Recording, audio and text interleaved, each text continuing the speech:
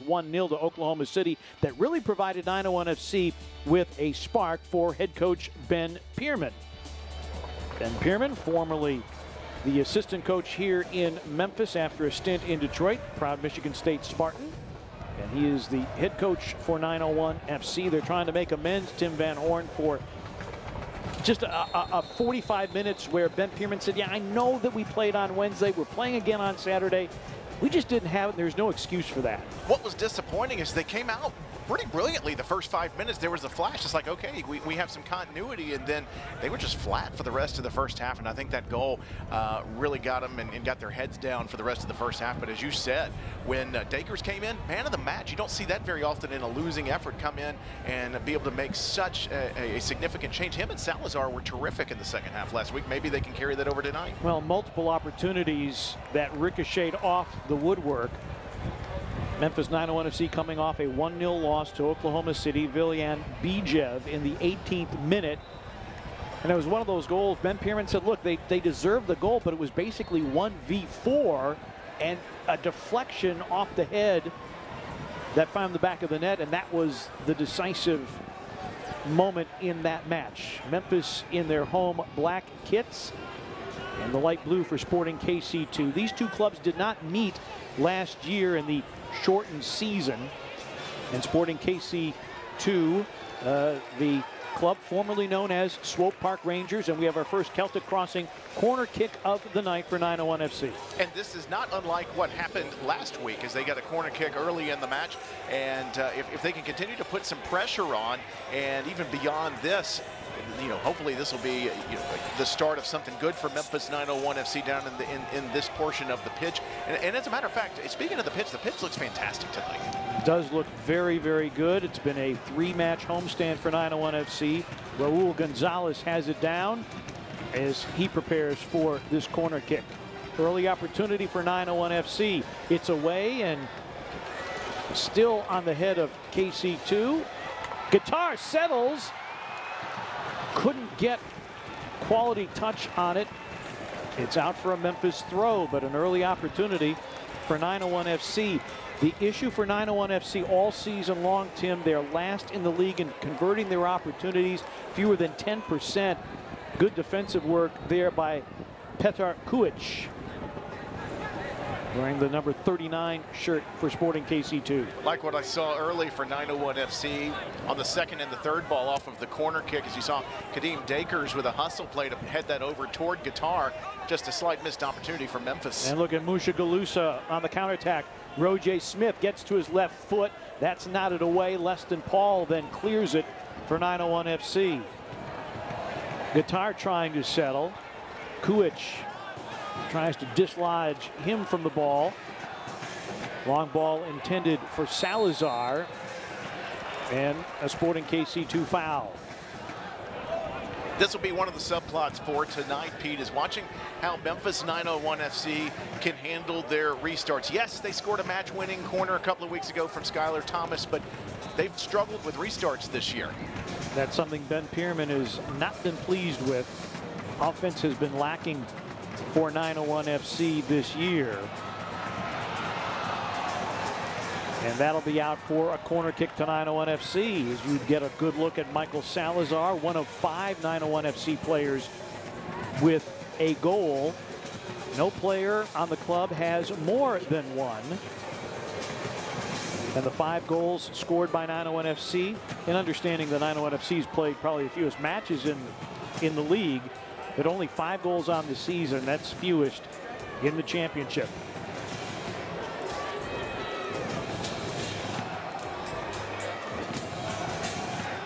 Gonzalez again, low driving attempt that is knocked out for a Memphis throw-in. So that'll push most of the Memphis 901 FC players out of the 18-yard box now. That restart not very effective. We'll see if they can drop back and try to reset something here.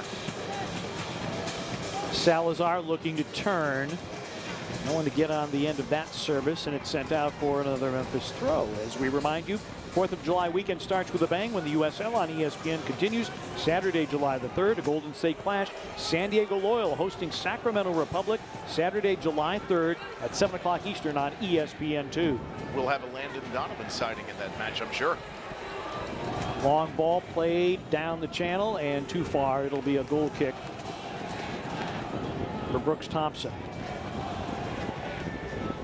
A couple of young keepers in this match tonight. Looked like Brady Scott grew into the match last week. He did, and Brady Scott, it's something Ben Pierman said, look, John Berner wasn't going to play every minute of every match this year. You knew that Scott would get his opportunity at some point. I thought he acquitted himself fairly well, but it's a process of being a better communicator with your back line. I had a chance to talk to Ben Pierman at practice this week, and I asked him basically straightforward yes or no, has Brady Scott begun to take ownership of that position, because it was John Berner's, because he was such a leader on the pitch. Ben said yes, he's growing into this position. He's taken ownership. He's taking those reps this week. He is acting, walking, talking like the starting keeper that he is now. And let's not forget, he spent time playing in Germany, and as a product of Austin MLS, you know, there's something to his game, and he is a professional player. It's just getting those reps in and getting used to the four that are playing directly in front of you. That's going to help him get ahead of the curve pretty quickly. Scott getting a cut there, as we tell you. Got our Campbell Clinic injury report. Berner and Lama out. Sousa and Ropapa Mensah out for Sporting KC2. Berner with the Achilles. Lama has yet to see the pitch for 901 FC. Campbell Clinic, a walk-in clinic at all locations. A Saturday walk-in clinic in Germantown. An evening walk-in clinic until 8 o'clock in Germantown and South Haven. Check it all out at campbellclinic.com. That's a big miss for Sporting in Kansas City, too. Ropapa Mensah, he used to give us nightmares when he played for Nashville SC before the club went up to MLS. He was a fantastic striker, and all he did was score just big goals for them night in and night out. He's a terrific player.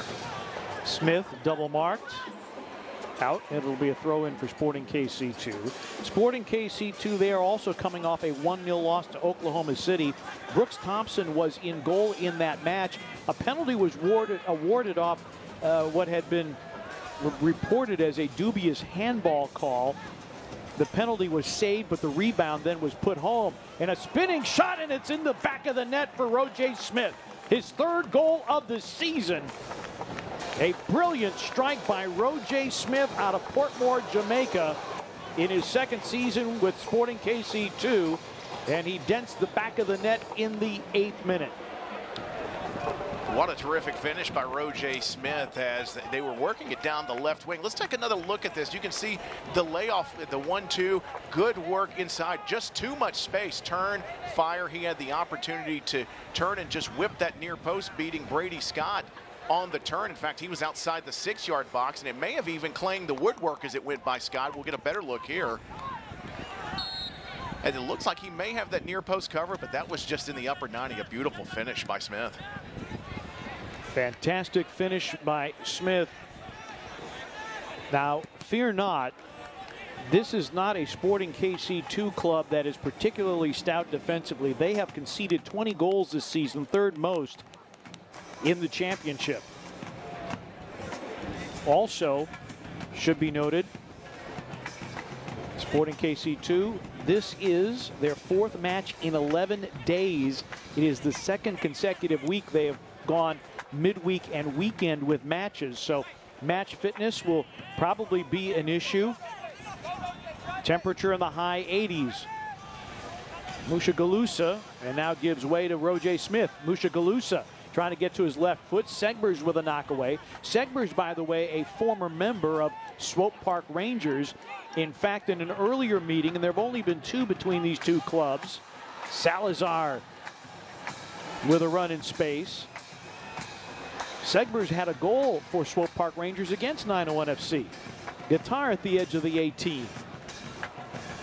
Memphis trying to counter, but not the best touch there. Opportunity for Kisyadu.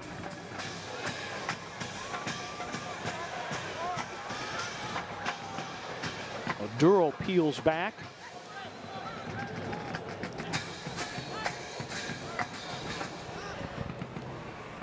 One of the issues that plagued Memphis in the first 45 last weekend against Oklahoma City, lack of passing accuracy, not able to hold possession. Kisiadu sends it in, and too far.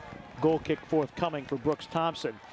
The possession numbers were solidly with Oklahoma City in the first half. Those numbers were flipped 180 degrees in the second half. It was like a light switch went on with some of the halftime substitutions.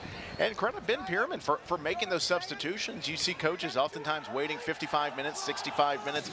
At halftime, he had made a couple of substitutions, bringing on Salazar, brought on Dakers. He continued to make substitutions. And there was a tangible difference in the second half. And we're seeing a lot of that energy tonight with Salazar. We've seen 3 errors that he's forced on the back line already in these first 10 minutes of this match. And with his high pressure, he may be able to help create some chances outside of the buildup for Memphis 901 FC. So watch his energy and watch him and Guitar, because both of those guys are everywhere on the pitch. And a foul conceded there by SKC2. J.J. Belinsky is in the middle tonight. Matthew Rodman, Zachary McWhorter assisting. Benjamin Meyer is the 4th official tonight. Perfect night. The entire pitch in shade as the sun sets in the west. Very little wind. Gonzalez, service. Dakers sends it in. Kisiadu can't get to it. And Gonzalez is able to win the ball for 901 FC. Dakers. And that is headed away.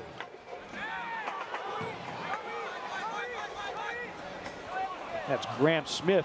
And now an opportunity here. And it, oh my goodness, nearly a second for Ro'Jay Smith.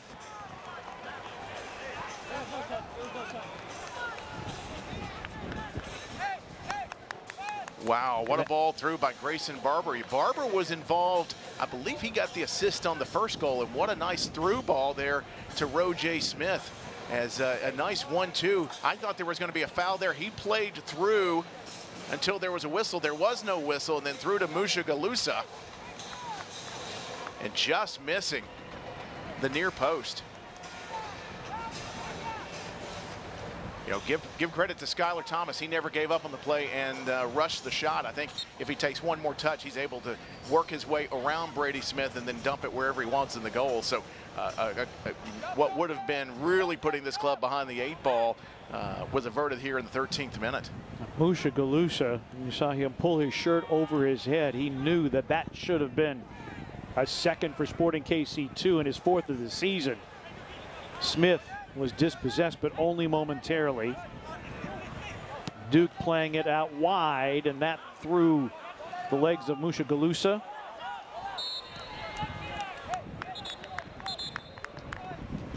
And we are going to have a call for some attention for an injured player, I believe. It's going to be Skylar Thomas. Yeah, he went down earlier on that attempt by Musha Galusa that went wide of the mark. Appeared to be cramping, and he will now get attention as he grabs at that left hamstring.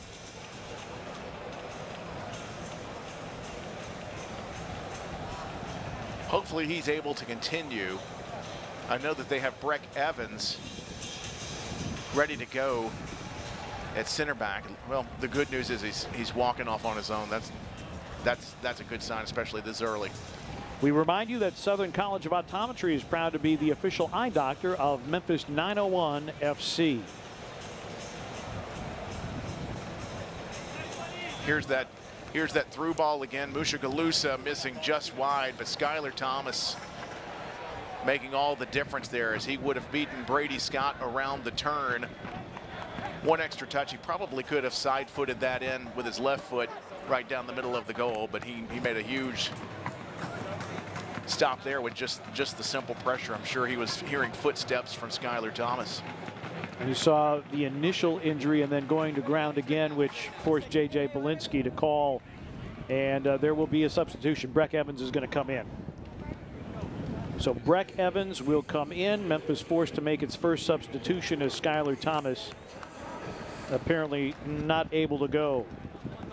And Thomas leading 901 FC with 38 clearances this year.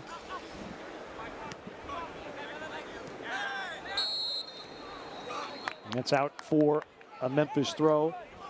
Ben Pierman said, I might make a substitution in the 4th minute. It would have been for lack of effort. This is an injury-induced substitution for Ben Pierman. I thought Ben Pierman was very straightforward and very blunt. He said, look, when we talk about defend Memphis and we want to be the hardest working team on the pitch, those aren't cliches. Those aren't empty words. We have to live that. And I think that's what upset him most about the first 45 last weekend against Oklahoma City is, look, we talk about being the hardest working team on the pitch, but in the first half against Oklahoma City, it was not there.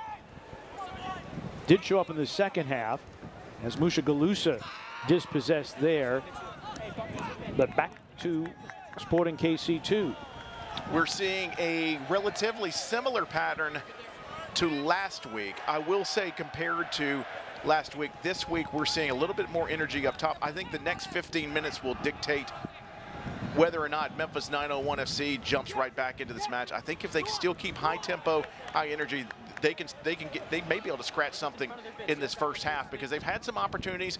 Salazar has been able to force some errors from them, but they've got to take advantage of some of these restarts and not basically give them right back to Sporting KC2. Also, keep an eye on Breck Evans just into the match, and we'll see Grayson Barber been springing some folks loose. Breck Evans is going to have to be on his toes here right away. There is no honeymoon period getting into this match. No, Barber with 4 assists for Sporting KC2. Gonzalez needs an outlet for Kissiadu.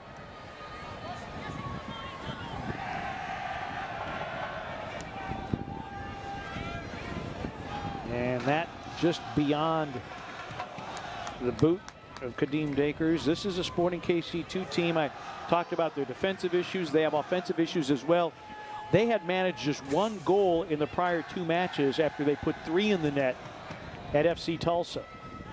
They didn't win that match. They lost it 4-3. This is a Sporting KC team that has dealt in nothing but 1-goal decisions their last 4 matches, and none of them wins.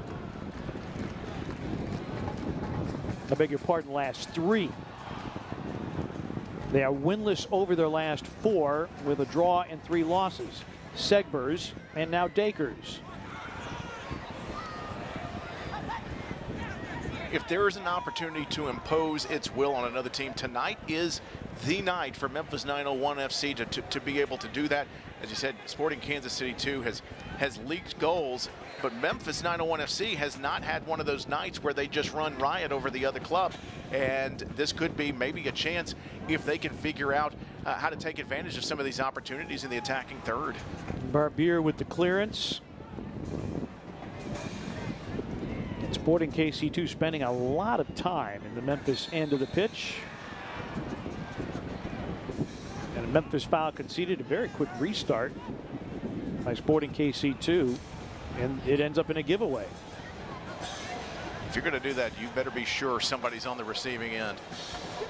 I think just Breck Evans and Brady Scott were the only 2 that could have taken that one.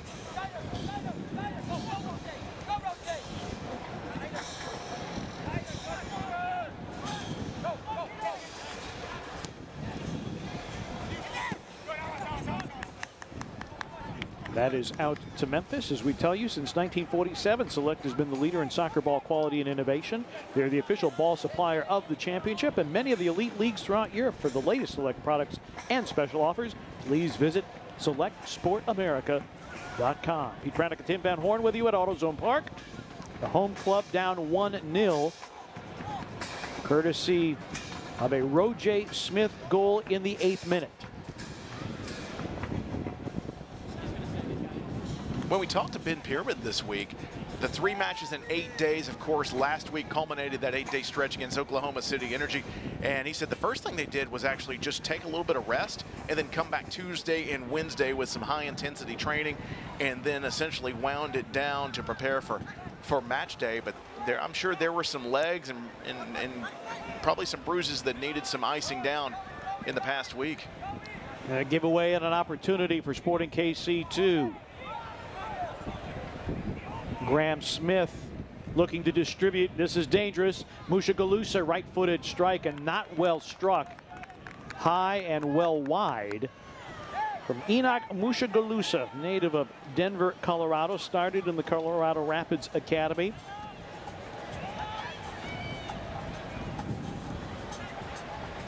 Watch this turn by Graham Smith, almost exclusive with his right foot, and then he slid a quick left-footed pass in. And Mushagalusa was looking far post there. Brady Scott looked like he had that covered. That was well wide.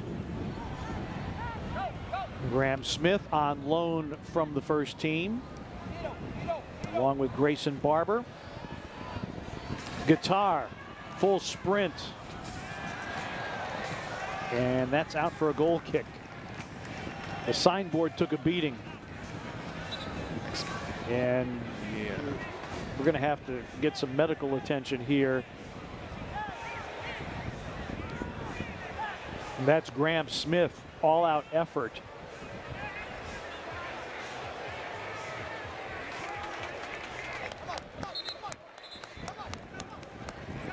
Yeah, I think it just knocked the wind out of him. Those boards are vinyl around that metal frame. I don't think he hit any part of it with his head or his back, fortunately.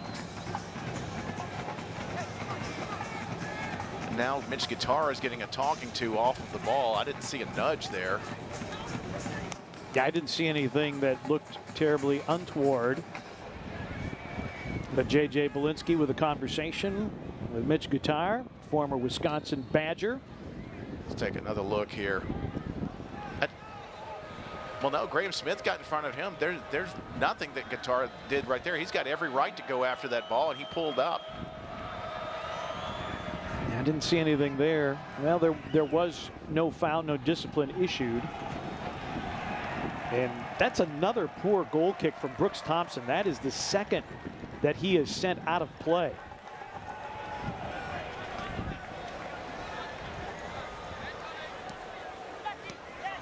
You know, a lot of folks may say, hey, you know, no harm, no foul because it's out of bounds in a way. But the MLS coaches and the goalkeeping coaches are going to have him look at that film, you know, after the match or maybe Monday morning and say, hey, listen, if you want to go to the next level, you've got to help us maintain possession. You're the guy that restarts this all, and you're not under any pressure, and you've got options. So I think that's something that he's going to get a talking to about.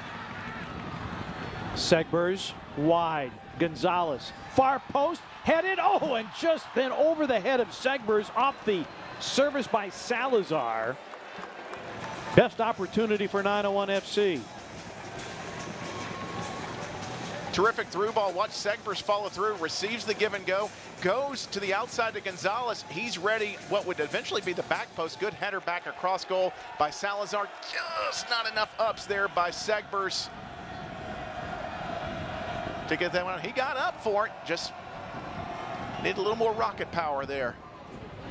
Beautifully weighted ball by Gonzalez to connect with Salazar, but nothing comes of it. Memphis trying to push forward with some numbers here. Dakers, and there's a collision. And the ball won back by Roger Smith.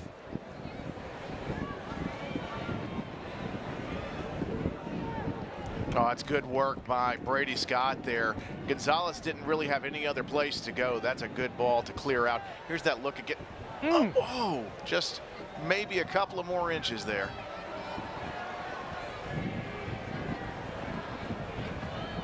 But you got to like the ambition. This time last week, we didn't see that. We wouldn't have seen a play like that against Oklahoma City Energy. So that's encouraging for Memphis 901 FC fans. Ben Pierman's been very adamant. We have to figure out ways to manufacture goals, and we have to do it in multiple ways. It just really hasn't happened. There's been the one off the restart against Atlanta United 2, but by and large, and Memphis has not, if memory serves, they have not won a penalty this year. So everything, with the exception of that one corner kick goal, has come in open play. Guitar trying to win that from Barbier. And yes, they have a Barbier and a Barber. It was Grayson Barber that got the assist on the Roger Smith goal. But Danny Barbier Barbir for Barbier. Fun with pronunciations. And that attempted to get to Salazar, and that's into touch for a Memphis throw-in. But you can see they're trying to feed Salazar near goal, at least around the top of the 18. And Salazar, we saw him do this earlier in the year. He's able to create his own chances. If you can just give him a place where he only needs a couple of touches, he can make the magic happen. But Sporting KC with Constant at the back and Graham Smith have done a pretty good job of double teaming him so far. Kiss you do with the layoff. Weston Paul sends it in and handled easily by Brooks Thompson. That one floated a bit. Last season, Thompson led Sporting KC 2 keepers with 26 saves, appeared in 6 matches. Paul giving it a go. Just didn't get enough English on it. I think he was looking far post. Wasn't able to do it. There's another one that goes begging for Sporting Kansas City too. Now, Paulo Nagamura has gone with 4 different keepers this year. Thompson starting his 3rd match tonight. John Pulskamp on loan from the first team has made 4 starts. He has earned the only victory in goal for Sporting KC2 this season. And a foul against Bailey Sparks as Paul goes to ground. And Paul a bit gimpy. Memphis has already lost Skylar Thomas. It's Christian Duke in conversation with J.J. Belinsky. We've had conversations, but no cards so far. Yeah, Duke got less of a conversation than Mitch Guitar, and Mitch Guitar actually didn't do anything.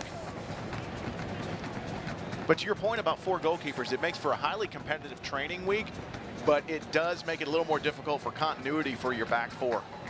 Yeah, I can only imagine. If you're not familiar with soccer and the amount of communication, there's a massive amount off the free kick. Nothing comes of it.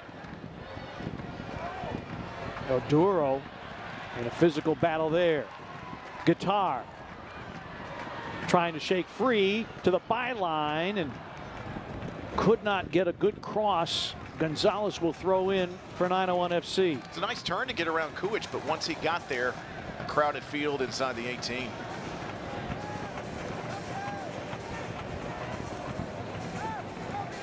But just getting back to your earlier point about keepers, and that this is something that we're seeing now more from Brady Scott, being a better communicator with the back 4. The keeper has to be so communicative in getting things organized from a defensive standpoint. And there's a fine balance too, because you've got goalkeepers, you want to trust your back 4, but you've also got to be able to bark at them and let them know what's going on, and to strike that balance, especially for a young keeper, it's difficult because you got to have that confidence, and you got to forget the fact that maybe you're 21, 22 years old. These guys are depending on you to be the eyes behind them. And listen, I have heard not just from Ben Pierman, but I've also heard from other folks that with MLS experience to say that this kid is for real, talking about Brady Scott, and that he's going to be a terrific goalkeeper. And, you know, with 4 of these goalkeepers on Sporting Kansas City's roster, all getting some experience, I mean, they take that very seriously. If you remember, former Memphis 901 FC head coach Tim Mulqueen was goalkeeping coach there for many, many years, and they have a long-standing tradition of fine goalkeepers. So I wouldn't expect anything less than top-notch performances from these guys. Segbers earns 901 FC a Celtic crossing corner kick. Gonzalez again. Back post, Zach Carroll got a head on it, but not much pace on it. And 901 FC forced to retreat and chase in the 29th minute, approaching the half-hour mark here at AutoZone Park. These 2 teams, Memphis with a victory.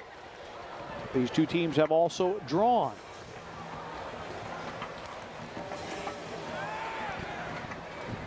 In September of 2019, Brandon Allen, remember him, had a brace in a 4-2 Memphis victory over the club then known as Swope Park Rangers. Who could ever forget the Brandalorian? But remember, also in 2019, it was Rashawn Dolly that put the match winner for the club's first victory against then Swope Park Rangers. Oh, here comes Salazar. Salazar in space. It'll be out for a Memphis corner. I may have gotten Salazar on the rebound there. May turn out to be a goal kick. That was a good run by Salazar, though. I think he was looking for Kissiadu. Yep, it did catch Salazar on the way out, so nixed the corner kick.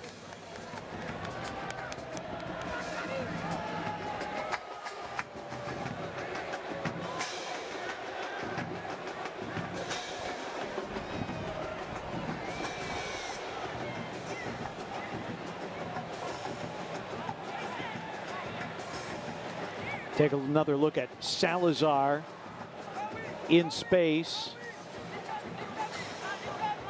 Yeah, and he knows it Yep. too. And it did take a touch. And a big collision as Sparks goes down, and see if we have an injury stoppage or if we have any discipline issued here. That's Bailey Sparks, 18 years of age. Out of Dallas, Texas, a lot of academy products. I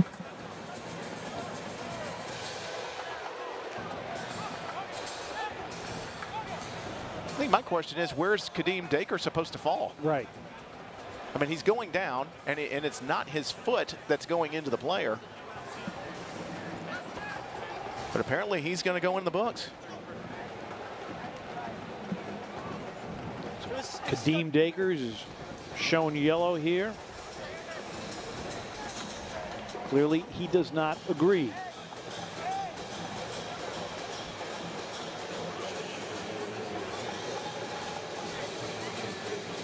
It was an interesting decision. I mean, Dakers really had nowhere to go. He just rolls in. Sparks sends it in. Headed away by Zach Carroll. And Carroll volleys that one to the touchline, and then one in the air by 901 FC. Uh-oh, here's an opportunity. Leston Paul. Paul with the layoff. Salazar trying to turn. And Maduro takes a lash and goes well over the bar. I think it got caught under Salazar's feet, and that's why he had to stop and lay it off for Dakers. They may have got caught under him too, but look at this hustle play by Leston Paul. Always eyes on the ball, driving through, had eyes for Salazar. Just couldn't make that one touch and then fire with his right foot. Had to settle for the layoff, and then Dakers skies that one into the Bluff City Mafia. Dakers with 12 shots on the year coming into tonight's match. And Sporting KC with some speed. Bailey Sparks assesses his options, and a little heavy with the touch for Musha Galusa, and a goal kick for 901 FC.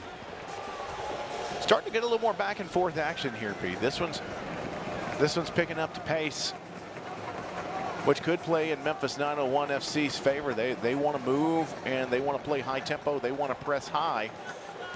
You're seeing Leston Paul, Mitch Guitar, and Michael Salazar add some pressure. Dakers nods it down, tries to win it back. Segbers, his through ball attempt. That's intercepted by Kuch.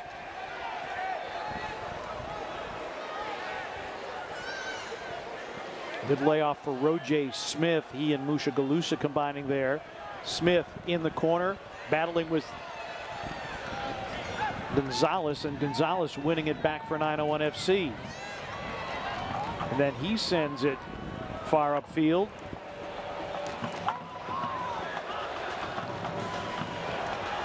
Dakers with the takeaway. Salazar into the 18. Salazar can't make anything happen. Guitar!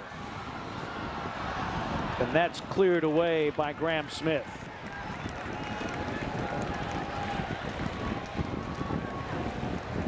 Terrific pressure by Memphis 901 FC as they continue to create some opportunities. Mitch Guitar, right place at the right time, went for the centering pass. Two guys, one in the center of the 6-yard box, one on the far post, but maybe a couple of steps in front of where Guitar was looking to pass. Bad luck for 901 FC, but still, you got to like the pressure. You got to like the energy that they're showing here in the 35th minute.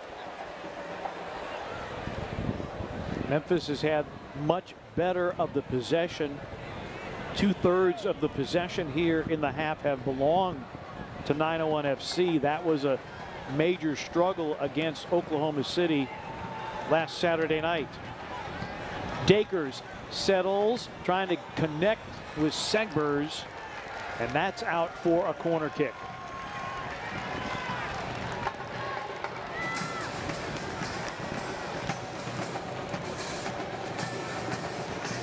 It'll be the 4th corner of the match for 901 FC.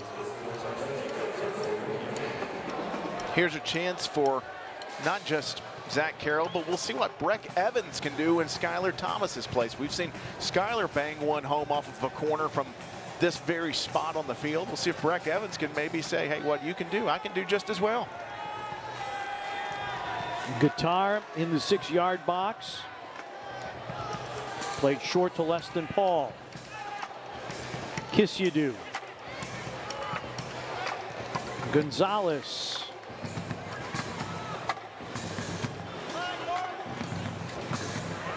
Leston Paul wins it back. On the byline. Nice little ball there, and then a tackle on the byline. And a corner kick for 901 FC. Graham Smith disagreeing with the decision of J.J. Belinsky. I think everybody's unhappy with him. I think Memphis 901 FC would be happy with a penalty there. They'll settle for the corner. And Sporting Kansas City saying that was off of Leston Paul.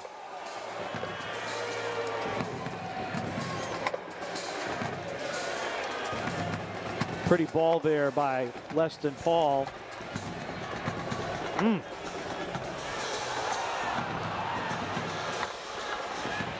Off the corner kick, Oduro. And now Segbers. Guitar, marked by Pierre, I beg your pardon. Sent in, back post, knotted in on goal by Zach Carroll, and Thompson is able to make the save. Sporting Kansas City 2 has numbers. They've got 3-on-2. Grayson Barber with the quick counterattack. Been impressed with Sporting KC2's speed. And that'll be out for a goal kick. Yeah, they're not shy of putting the pedal to the metal and trying to play the channels here, but this is a great ball by Zach Carroll. Breck Evans getting on the receiving end of that, and from that distance, that's going to be tough to beat Brooks Thompson, as he's well placed to catch that right in the center of the goal. But Memphis 901 FC not without their chances, not without having a few shots on goal here in the first half. That'll be something that Ben Pierman's going to want to take to the locker room and tell them we're going to need more of this, guys. They're getting into the attacking third, just not getting that good look. And I'll tell you who has not had his name called very much, and that's Laurent Kissiadou, which is very surprising. I think they've tried to mark him out of this match so far. And if you watch with Constant, they'll usually switch back with one of the defending midfielders and try to double team him and just take him out of this match. Foul given there, as we tell you, the United Soccer League, all 31 championship clubs and its players stand together in support of diversity, inclusivity, equality, and compassion. For more information on the USL's commitment to change through the United Against Racism campaign, visit uslsoccer.com. Then there's a clear foul as Graham Smith is shown yellow, and a free kick in a dangerous area for 901 FC. They seek an equalizer here as we approach halftime. Salazar looking for the turn, and there was no way Graham Smith was going to let him through to goal there. That was no accident. For him, it's a smart foul, but now he's in the books, and Memphis 901 FC is a little bit more than 25 yards out from goal. The so-called professional foul? The professional foul, yes. So Gonzalez will trigger the restart for 901 FC. Thompson setting the wall.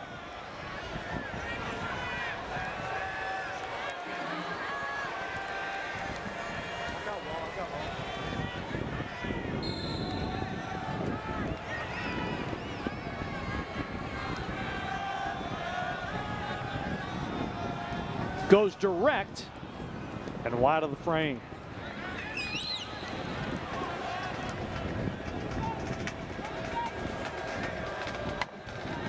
Raul Gonzalez out of Ocean Springs, Mississippi. The very first signees for 901 FC. It's a terrific free kick, getting it up and over the wall. Just couldn't get that to hug the near post.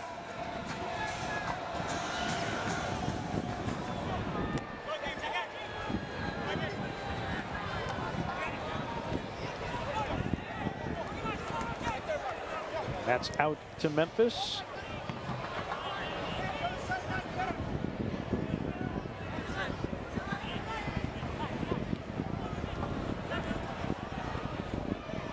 Salazar lays it off for Kisiadu.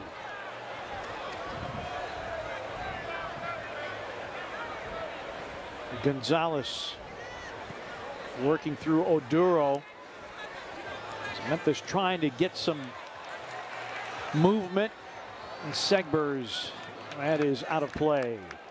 But I like the thought. You see Leston Paul with a bit of applause there. I like what 901 FC is trying to do, trying to get the ball from side to side against a Sporting KC2 defense that has been suspect, to say the least. Yeah, it's not for a lack of trying. As I continue to watch what Sporting Kansas City 2 is doing, Pete, they're dropping a second block of 4. They're dropping 4 midfielders back within 18 to 20 yards of goal and making it almost impossible for Memphis 901 FC to do what they do well, and that's to move that ball on quick 1, 2, 3 give and go passes. It's been very difficult for them to unlock anything, and that's one of the reasons why we haven't called Lauren Kisiadu's name so much tonight, is he hasn't had that much space to operate.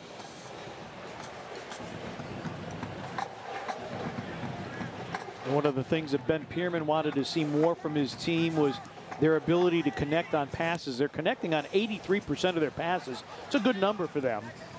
Good number for anybody, frankly. Mushagalusa. Now laid off wide. And cleared out. Bailey Sparks looking to turn. Mushagalusa. There's a push down by Christian Duke. And the foul given. Leston Paul with a quick restart. And we're going to have a yellow card here. Mushagalusa is shown yellow. Yeah, did he step in front of that free kick? Yeah, he did. And I was wondering why there was no whistle sooner. So there's the foul by Duke. Paul with a quick restart, and oh, Mushagalusa got a little too cutesy. Yeah. It's one thing to slow down the team, but then to stop you from doing the restart, that's going to get you a card every time. Trying to connect with Dakers, but that out of play.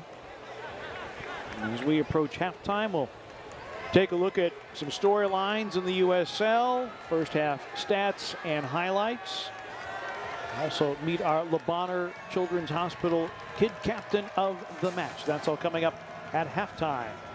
901 FC wrapping up a 3-match homestand. As you look at the Bluff City Mafia, they're dying to celebrate a goal. Memphis clean sheeted last Saturday night, 1-0 against Oklahoma City.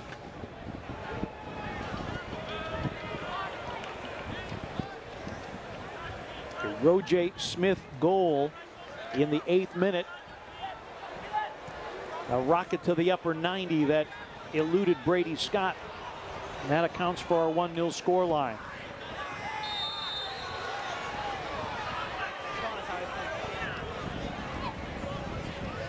Another stoppage here as Matt Constant is on the deck, and more conversations, but no cards.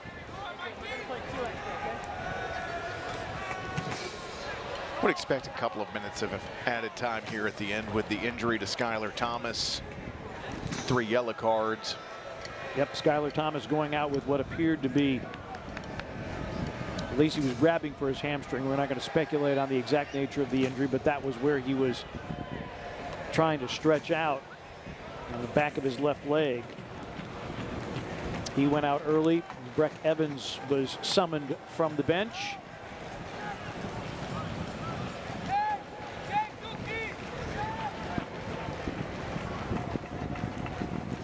Waiting for them to post the additional time here at the end of the first half. It is 2 minutes. Miller Lite stoppage time. 2 minutes have been added.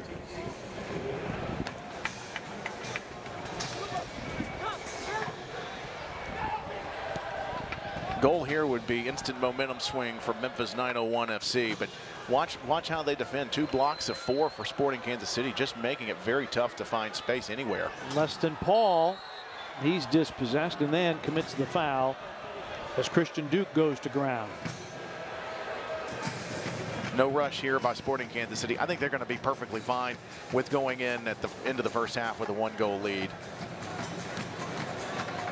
Memphis trying to rewrite a storyline here. They have not won a match. They're 0-3-1 this year when conceding first, as you see the tangle, and that results in the foul as Leston Paul goes to ground. I don't understand what's happening with Brooks Thompson. I mean, these kicks are not even close. He may be trying to go toward the touch line, but he is sending them consistently into touch and turning possession back to 901 FC.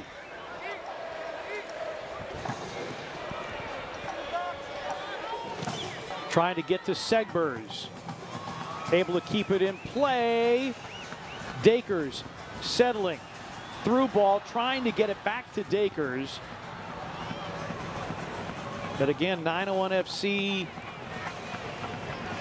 the first couple pieces of the puzzle falling into place, but not able to complete. We'll see how much more over 2 minutes. We only had that 1 foul during stoppage time. See if he'll blow the whistle here on the throw in. And there it is. J.J. Belinsky has called halftime here at AutoZone Park. Sporting KC 2, only 1 win on the season, but they have the advantage. A 1-0 scoreline halfway through at AutoZone Park. We'll be back with more from Memphis. Sporting KC 2 with the advantage off that strike by Roger Smith. Back with halftime from Memphis in a moment.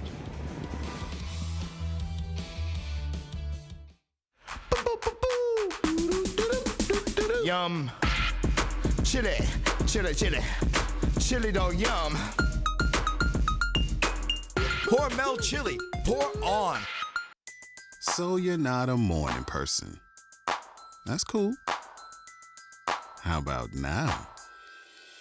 Wake up to a sausage McMuffin with egg for just $2 at McDonald's. Ba-da-ba-ba-ba. Tex-Mex. Tex-Mex. Termites. Don't mess up your deck with Tex-Mex. Terminex, here to help.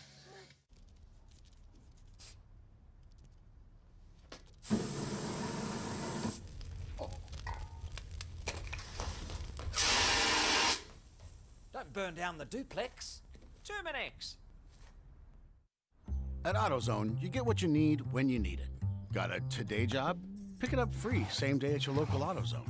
More of a tomorrow project? Order as late as 10 p.m. with free next day delivery. Getting the job done just got easier. Weird. Come on. Great. You for real? So maybe just a cable? We can help you. Welcome to America's #1 battery destination. AutoZone, your battery solution.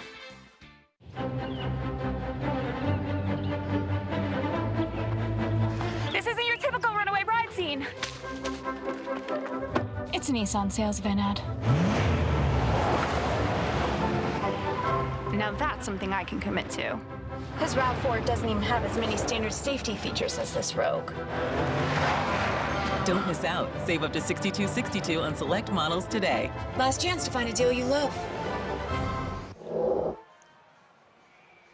Halftime at AutoZone Park, a 1-0 scoreline. Sporting KC2 trying for their first ever victory over Memphis 901 FC. Well, let's get to and meet our Le Bonheur Kid Captain. You're looking at Kalen. He is our Le Bonheur Children's Hospital Kid Captain of the match.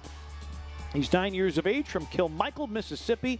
Hey, Kalen, we are excited to have you watching the match today and help us cheer on 901 FC to victory. Memphis 901 FC, proud to support Le Bonheur Children's Hospital. Back with more halftime from AutoZone Park, where Sporting KC2 has the advantage with an 8th-minute goal from Roger Smith. Scores from around the USL Championship, highlights, stats, and more coming on the way.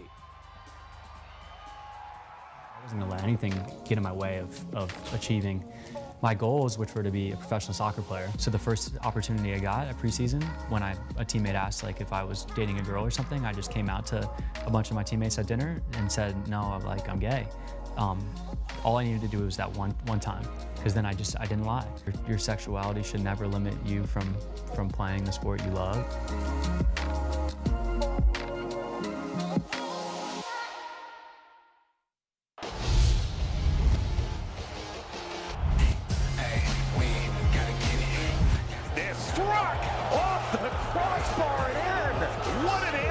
San Diego.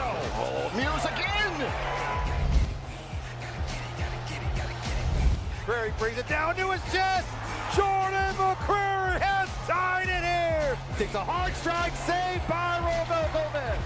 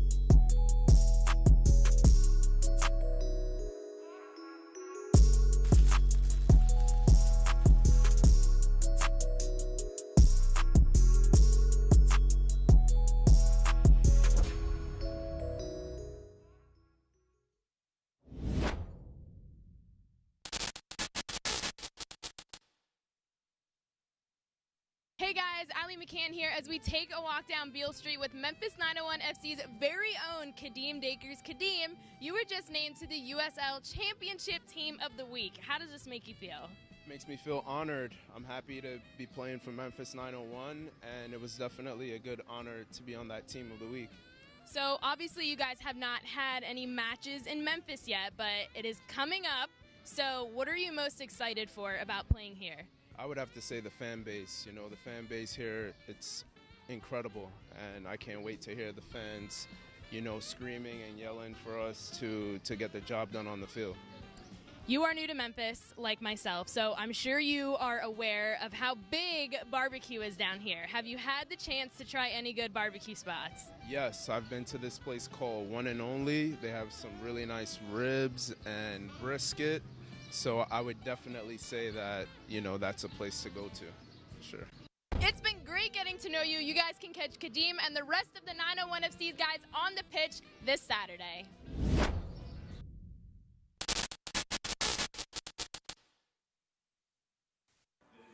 Memphis 901 FC Soccer is brought to you by Terminix, defenders of home, and by AutoZone. Get in the zone. Halftime at AutoZone Park, 901 FC wrapping up a 3-match homestand. Our look around the league, Cam Lancaster named Player of the Week, a hat trick in Louisville's 3 goals overall in their 2 wins last week.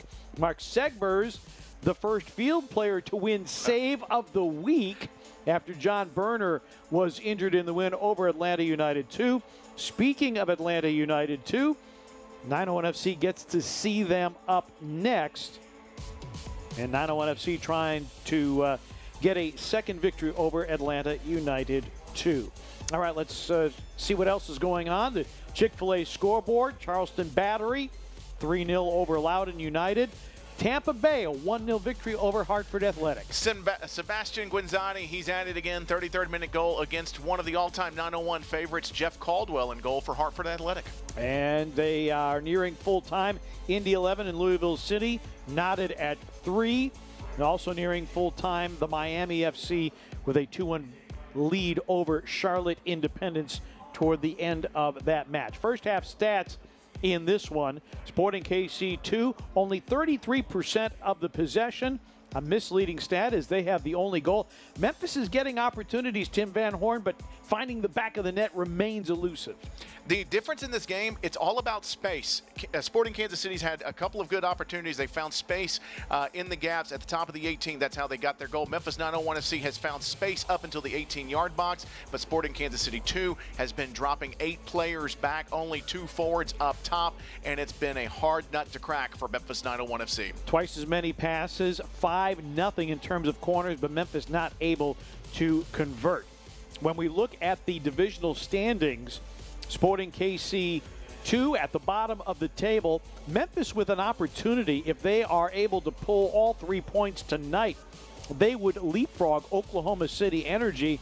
The Energy, they had really been struggling, but they had won now 2 matches in a row, beating in succession 901 FC and Sporting KC 2. And you see Birmingham at the top of the table, followed by Louisville City and Indy 11. One of the teams that Memphis has bested this season. We'll be back with some first half highlights. Get ready for the second half kickoff from downtown Memphis. 1-0 to Sporting KC2 over Memphis 901 FC.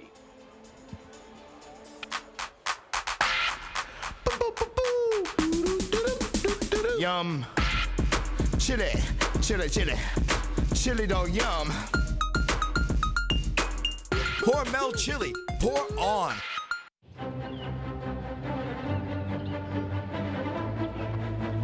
This isn't your typical runaway bride scene. It's a Nissan sales event ad. Now that's something I can commit to. His RAV4 doesn't even have as many standard safety features as this Rogue. Don't miss out. Save up to $62.62 on select models today. Last chance to find a deal you love. So you're not a morning person. That's cool. How about now? Wake up to a sausage McMuffin with egg for just $2 at McDonald's. Ba-da-ba-ba-ba. Here's something the insurance companies don't want you to know. When you hire a personal injury lawyer, on average, you'll get 3 times more money than those who don't. Now you know. There's only one Morgan & Morgan. ForThePeople.com. People are always finding ways to save money. I learned to cut hair. Fortunately, Xfinity makes saving easy and way less awkward. Because when you have Xfinity Internet and Add Mobile, you can save up to $400 a year on wireless. 2 great products, 1 great value. Saving made easy. Can your internet do that? This place can fix it. Thanks. Get Xfinity Internet and mobile together for $40 a month. Visit an Xfinity store to learn how our Switch Squad makes switching fast and easy. Ooh, look at all that Parmesan cheese on that papadilla. Our freshly folded flatbread filled with juicy meats and melted cheese now has a crunchy, toasty outside. Now that's what's poppin'. Order today at papajohns.com. AutoZone Park, Sporting KC2, a 1-0 advantage over Memphis 901 FC. Ben Pierman, your club, really good energy, got corners, got opportunities. What do you need to do to finish in the final third? Well, I mean, we have to mentally focus a little bit more. I mean, we had 2 shots inside the 6-yard box. One got blocked. You know, the other thing is just creating more of those moments. You know, the center backs, unfortunately, they're going to have to I call them line breaking or cutting passes where they have to progress them. Mitch hit some nice around the corner balls. We got into the high line, but there's 3 or 4 times where our execution in the last 20 yards wasn't good enough. We're slipping over the ball. We're making the wrong pass. But with that being said, to be fair, it was a really good half. We had 68% possession. We had 5, 6 really good chances. They put one in the top corner, fair to them. But, in the end of the day, I feel like if you play like that more times than not, you're going to win a lot of football matches. Yeah, your passing accuracy was very good. Good first half. Good luck in the second half. Thank you. Ben Pierman, head coach of 901 FC. You're seeing progression because one of the things that he was concerned about, passing accuracy, was part of that. Better passing accuracy, better possession, 5-0 in corners. But again, getting the finish, that has eluded them. Meanwhile, let's take a look at some first half highlights. It is Pride Night here and a beautiful game for everybody. Boy, Paula Rayford just destroyed. May have nightmares about that. Holy mackerel.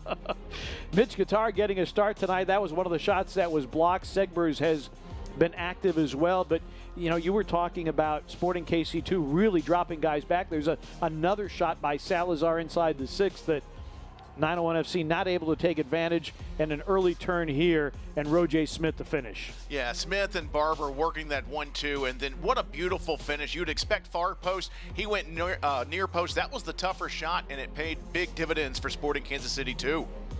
Musha Galusa nearly added a second for Sporting KC2. Got free from Skylar Thomas. Thomas went down and eventually had to be subbed out of the match. And another opportunity by Musha Galusa looking for his 4th goal of the season. And if Segbers is 5'11" instead of 5'9", maybe that's in the back of the net. But the good news is for 901 FC, and you said this, the aggressiveness, they're starting to find some opportunities. They weren't without their chances in the air, and they've been able to find a couple of chances here and threaten Sporting Kansas City too, unlike last week where they were very flat in the first half. I would say that there has been ambition in the first half, and hopefully that will carry into the second half. And I think this second half, I think we got to keep an eye on restarts. We got to keep an eye on counter-attacks too if you're pulling for 901 FC, because Sporting Kansas City too has done a terrific job of taking Laurent Kissiadou out of the match tonight, and he has been a string puller for 901 FC. And Memphis is going to have to find some way to either spring him loose or find a different way to quickly strike against a team that is more than happy to hunker down and maybe try to play these last 45 minutes and keep it 1-0.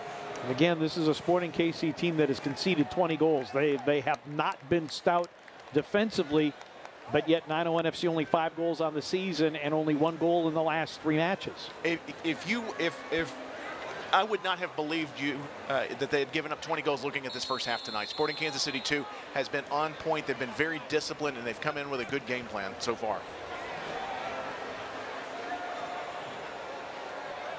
Sporting KC2 trying for just their 2nd victory of the season. Memphis seeks its 3rd.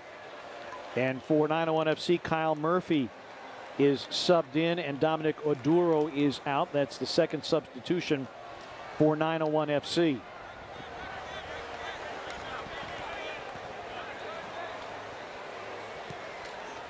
And at this point, Memphis is going to need to have a couple of guys up top. Salazar's put on some mileage early on. I think he'll complement Salazar, as Murphy also very good from close range tonight. Adds a little bit of length there in the attacking third of the pitch for 901 FC. It'll be interesting to see how the shape for 901 FC will be in front of the front 4. As it now looks like really you're going to have Gonzalez, and you'll also have Segbers running the wings with Carroll and Breck Evans running kind of point out of the back. And it looks like maybe Mitch Guitar has dropped into more of that role that Oduro had earlier. Intercepted and trying to step through is Musha Galusa. It'll be out for a KC throw. And you're going to miss some of the physicality with Oduro, but I think with Guitar as well, he's not afraid to mix it up, but he's also a guy that can get back and recover and give you some offensive pressure. Back heel, that's crossed, and then well handled by Dakers. Musha Galusa trying to create a chance for Sporting KC2. They have struggled offensively as well. Graham Smith beating Salazar to that ball, but then taken back by Memphis, but only momentarily. Sporting KC2, the other thing to watch, Tim Van Horn, they are playing their 4th match in 11 days. Memphis has gone a week between matches. Will match fitness play a role? It is still warm. It is still not overly or oppressively humid, but still it's late June in Memphis. And if you've been here or if you live in Memphis, you know what I'm talking about. Yeah, it's TPC and Southwind weather. And a yellow card to Kissiadou as Bailey Sparks went down.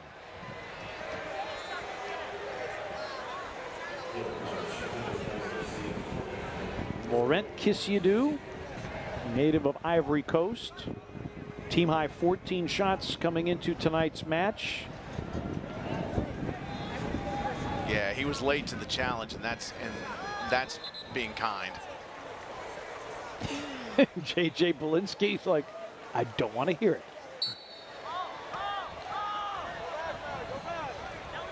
One thing Paulo Nagamura has an advantage of now, he's got his bench at his disposal now. Ben Pierman's already had to go to the well on 2 separate occasions tonight, so his options are going to be limited in these final 45.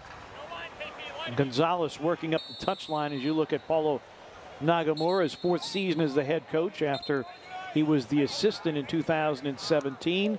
12 seasons of MLS play. Now, one thing to keep in mind, too, and you bring up a great point. This is their 4th match in, what'd you say, 8 days? One thing to keep an eye on is, you know, right now they're leading the match. This would be their 2nd win of the year. There's a lot of guys, they're going to catch a 2nd wind, you know, with the sniff of 3 points, and some of these guys aren't going to want to come off. 4th match in 11 days to be precise. But to your point, no, I mean, they're tired of losing these 1-goal games. Gonzalez trying to serve it in. Constant heads it into touch.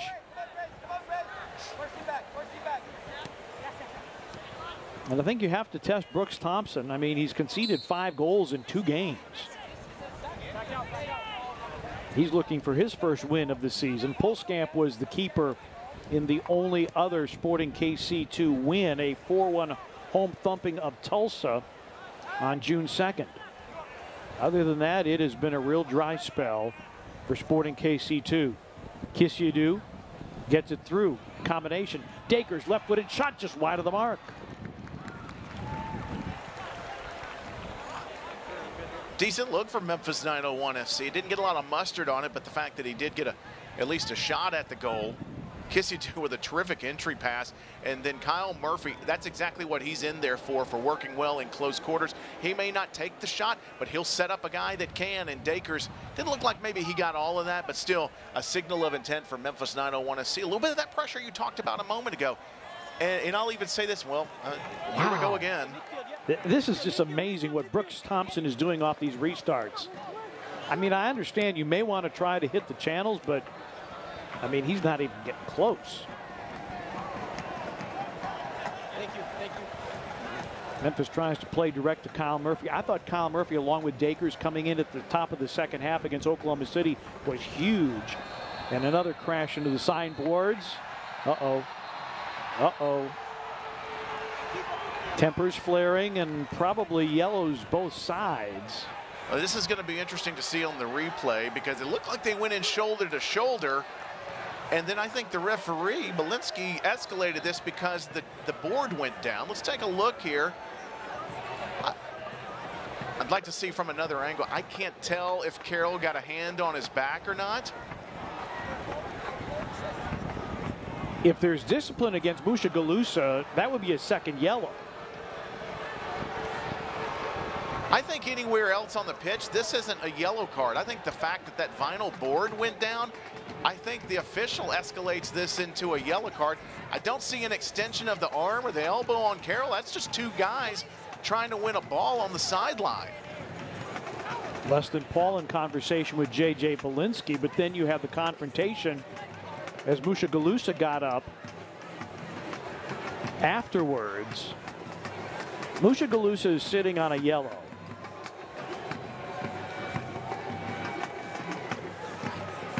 Look, it's questionable whether or not Carroll got a push on Mushagalusa, but there's no doubt he shoved him in the chest, and that's a no-no. And you can just read Ben Pierman's lips. He should be off. That should have been a second yellow for Mushagalusa for the confrontation after the call. And J.J. Belinsky says, I am tired of listening to you. Oh, that may be a cop-out right there. That's the, oh, you get one more chance. When we saw on camera, there was a physical confrontation, a push in front of the referee. And now probably Ben Pierman's going to get in a little trouble over this. But you know what? I don't blame him on this one. Yeah, Zach Carroll, there was a nudge, but the confrontation by Mushagalusa. So if you want to call Carroll for a yellow here for that push, I can buy that. But then the confrontation, didn't see it in that particular replay, where Mushagalusa got up and got in a chest-to-chest confrontation. Why there was not a second yellow to Mushagalusa is what Ben Pierman is rather upset about. As you saw him turn to the fourth official, Benjamin Meyer, and say he should be off. And Ben Pierman has been served a yellow. Yeah, I'm sorry, Pete, but if he gets a handle on that, that yellow card doesn't go to Pierman. It goes to Mushagalusa with a push right in front of the referee. It's the third yellow card of the season for Ben Pierman. Pierre on the move, laying it off for Barber. And that shot wide of the mark. Sporting KC2 claiming it took a touch. I'm not sure Brady Scott got a good look at that. He was froze on his line. And apparently he did take a Memphis touch. Another look. Not sure if that caught Carroll or not, but it will be a corner kick, the first of the match for Sporting KC2. Bailey Sparks.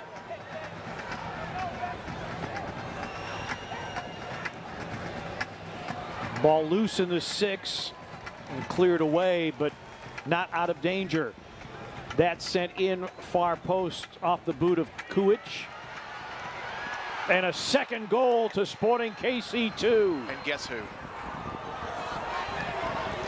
Got a second chance when by all rights he should have been sent off.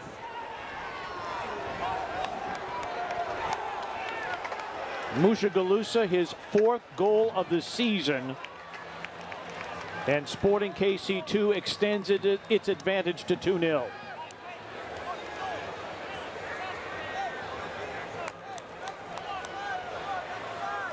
Here comes the ball, and the centering pass from Kuich was overcooked.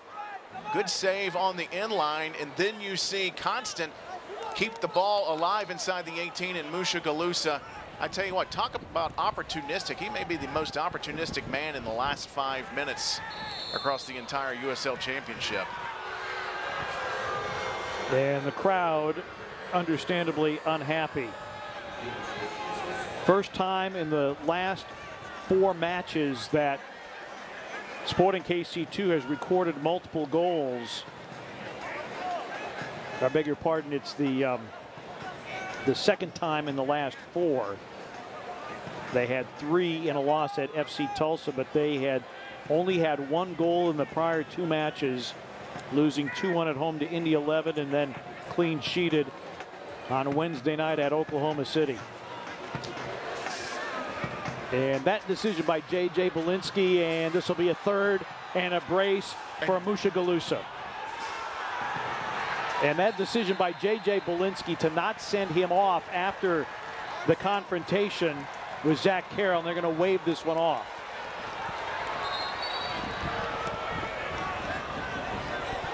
Now I guess Belinsky's going to wait until Sporting Kansas City gets set up and ready to defend. It's not his job. So it is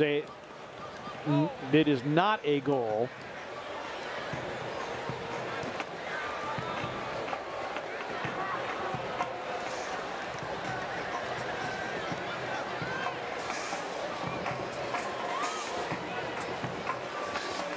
But Musha Galusa making the most of the opportunity here in the second half.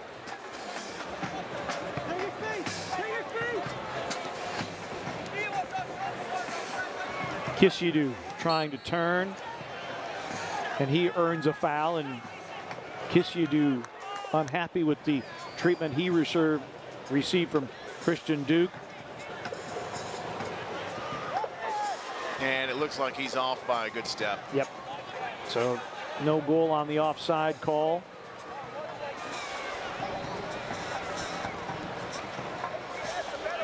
Leston Paul.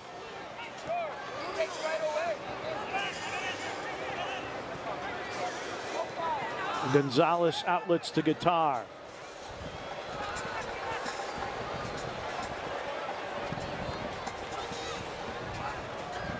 Sent in. Paul trying to settle at the top of the 18. Paul through ball. Opportunity and a goal to the 901. A Chick-fil-A Mid-South goal for Kyle Murphy, his second of the season. And that's why he's on the pitch. Opportunity knocks, and it's Kyle Murphy. Hello, how are you doing? Memphis 901 FC right back in this one. So the home club pulls one back, courtesy of Kyle Murphy. Paul lost it, won the ball back. What a ball by Leston Paul, a subtle touch. Never gave up, and the no-look pass. And Kyle Murphy with the no-worries goal. What a beautiful finish by Kyle Murphy. That's why they brought him in. They know what he can do. And he doubles his account, his second goal of the year, as you said. And now we've got another Sporting player going into the books. Even before kickoff, it looks like. Perhaps. J.J. Belinsky might be on the second or third page of his little black book. So Murphy in the 58th minute. Memphis breaks through.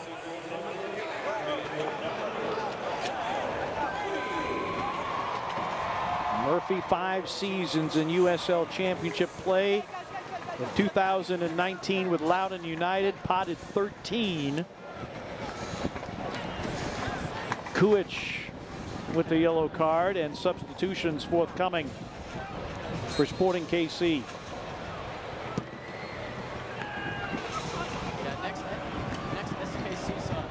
First team has a big match today with LAFC.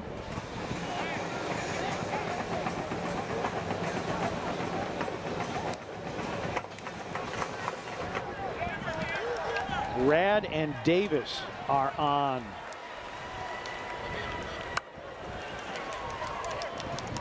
There's Rad, Jahan Rad out of Durham, North Carolina.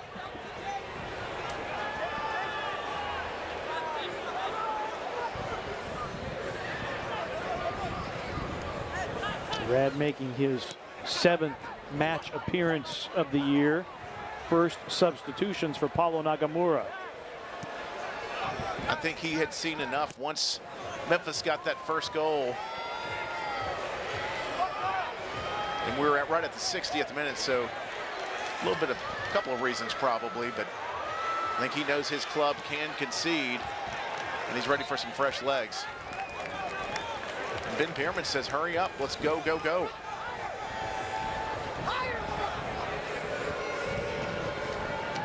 For the W, the USL recently announced the formation of the USL W League, providing increased equity and opportunity for women looking to pursue careers in soccer both on and off the pitch. Comprised of clubs from across the championship, as a dangerous play as Brooks Thompson clears it away. The W comprised of clubs from across the championship, League One, League Two, and new expansion markets. The W League is set to begin play in 2022 in more than 30 communities across the United States. USLWleague.com to learn more. Kiss you do. Leston Paul looking to turn. Had the assist on the Murphy goal. Guitar retains possession. Paul. Segbers, and now Dakers Dacres sends it in. It's headed and parried over the bar. Brilliant ball into Salazar. But Thompson able to make the save. It'll be a Celtic crossing corner kick, but a great opportunity for Salazar to get an equalizer. The flick-on header, and Thompson got a big paw on it. Beautiful flat cross into Salazar. Thompson rises to the occasion. Say what you will about his distribution.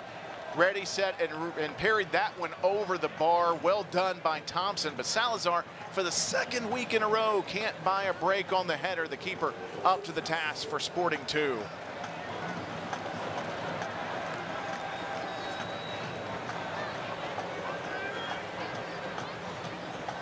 Gonzalez playing it short. Now sends it in, punched down, but I thought perhaps Memphis was going to have an opportunity to keep that. Segbers wide for Guitar. Guitar sends it in and headed over the bar. Another quality opportunity, this one by Breck Evans.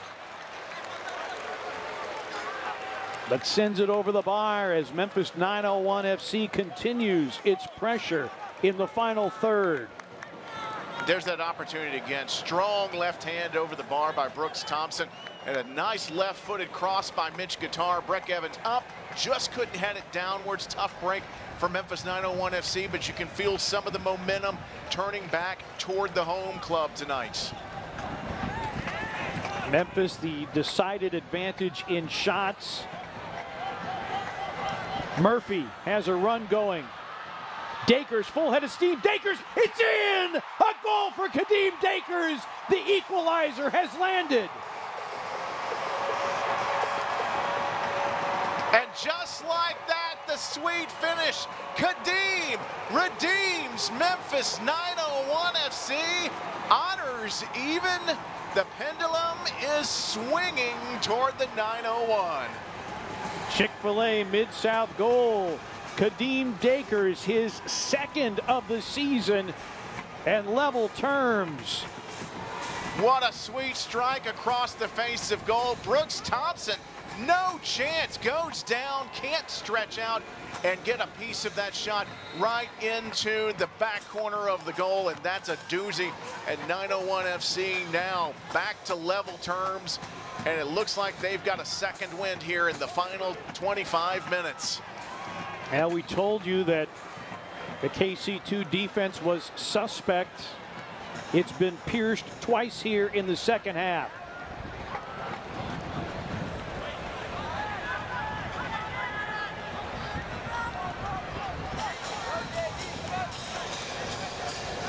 And as if you did not have enough evidence, it is time for Sherlock Holmes to say the game is on.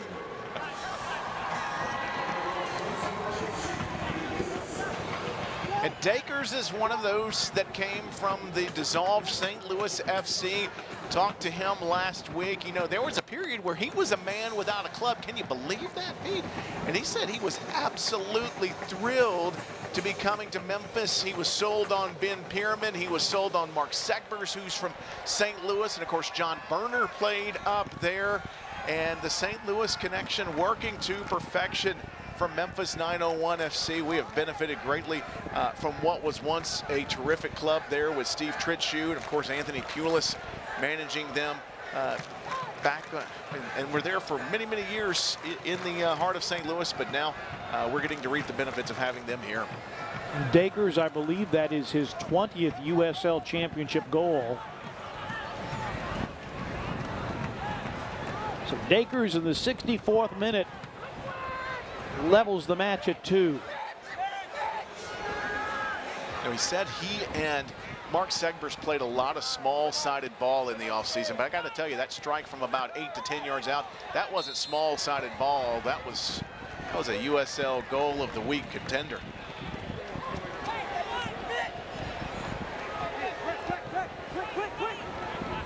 Memphis the restart.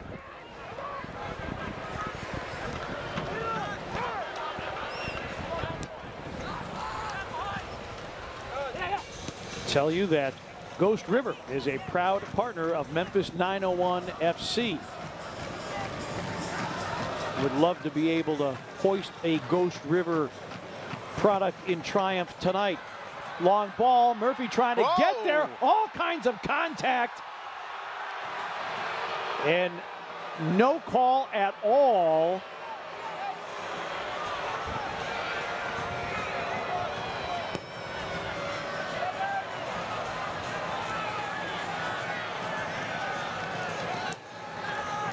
And Murphy having his say, but Memphis has to pay full attention on the pitch. They have worked too hard to level this game at 2 after falling down 2-0 on Mushagalusa's 4th goal of the game, 4th goal of the season, I should say. You know, this is an interesting formation for Memphis 901 FC. You have Segbers, who usually runs the wing all the way up inside the 18, but they put Dakers out on the wing there with Segbers to try to work some 1-2. We'll see if they'll continue to try to exploit the far side of the pitch.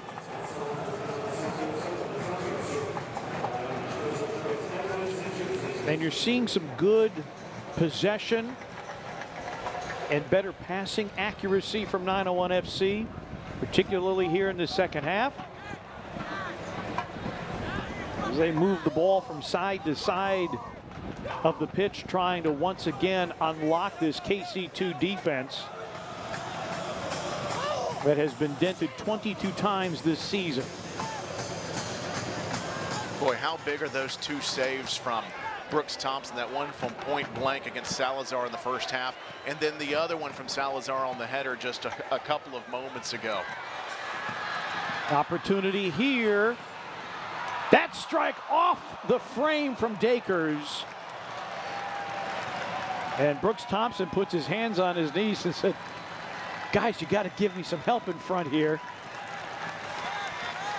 Dakers going for the brace and the lead in the 70th minute.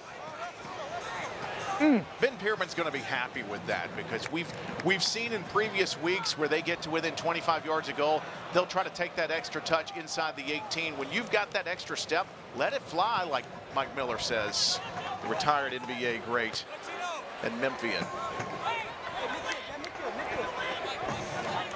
This would be out to Pierre and Sporting KC2.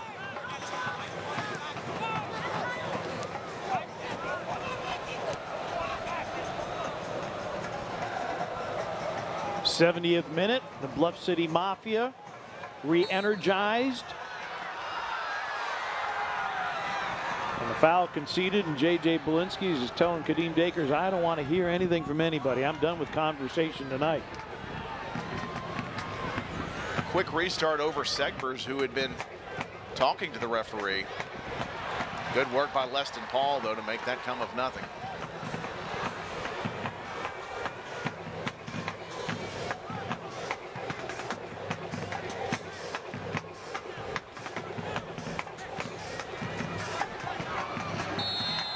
Oh, and a foul given as Salazar with the takedown of Bailey Sparks, I believe it was. And so a free kick coming now for Sporting KC2 in a dangerous area.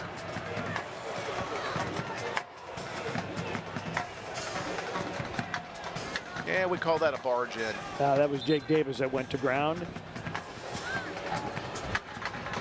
Just right of center, left of center for Brady Scott. This is about 30, just inside 30 yards. They got a couple of options here. If they want to try to get it up and over the wall, that's close enough to have a go. But keep an eye out for Mushagalusa trying to spring free toward this left post. He's in a group of 3 on the far side. One of those guys is probably going to make a diagonal run. There's a couple of options here. Goes direct and parried away, but a corner kick. Scott making the save. That's a good read, because that's over the wall. He's got the far post covered. In this instance, he had the near post too. Here's another look from behind the goal, and that one was headed in. Good, strong palm away by Brady Scott. Question asked, question answered.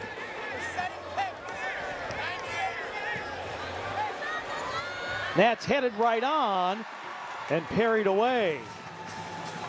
Crossed, and there's a third for Sporting KC2. They take advantage. Barbier with the goal. Danny Barbier, his first goal of the season. And 901 FC not able to clear. And they pay the price. And Brady Scott is not happy. He just slammed his water bottle down. Here's a look at the play again. The centering pass was terrific off the foot of Davis. One more look here. Breck Evans, goal side. But Barbier able to get the positioning over the top and nudge that in. That came off of a deflection, off of a save by Brady Scott. I'm not sure he got a good look at it. He parried it away. It looked like it was about head high, maybe catchable. He parried it over to the side. The resulting ball back in for the third goal of the season, or third goal of the night tonight for Sporting Kansas City 2 by Barbier.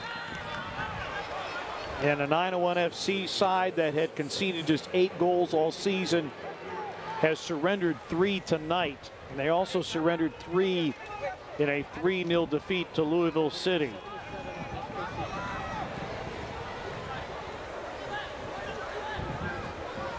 So now we see if they can answer the bell again. After coming from 2 goals down, still plenty of time. But they're going to have to work some more magic here to even this up. And it looks like Sporting Kansas City 2 is going to go to the well again for their third substitution of the night. Ayaz Jankic. Jankic is on. Musha Galusa is out. About 20 minutes too late, but we can talk about that another time. As he's had a big impact in this match tonight. Earlier, Musha Galusa, who was sitting on a yellow. A collision along the sideboards. Zach Carroll was given a yellow for shouldering him into the signboards, after which Musha Galusa confronted Carroll chest to chest. And I think a second yellow certainly would have been in the conversation for Musha Galusa, which would have taken him off the pitch, but that was not the decision of J.J. Belinsky. And then Musha Galusa with the second goal to give Sporting KC2 a 2-0 advantage. Memphis has come back from down 2 goals. Gonzalez. Kisyadu.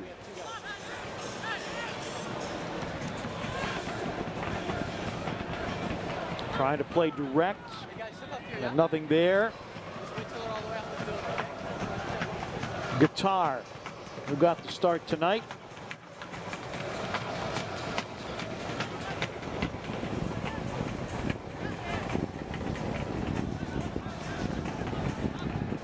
A little bit of high pressure from Barber. Memphis 901 is patient here. Not trying to force things, trying to see if they can find some 1-2 combination down the wing. Dakers, marked by Jankic. Headed away by Rad. Rad again, and a foul called on Memphis.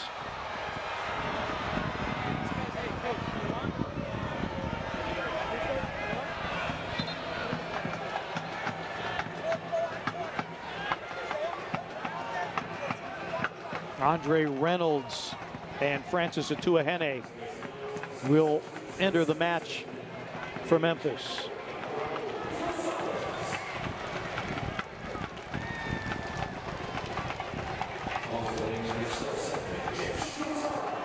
Gonzalez and Guitar go to the bench. Good outing, I thought, by Guitar tonight.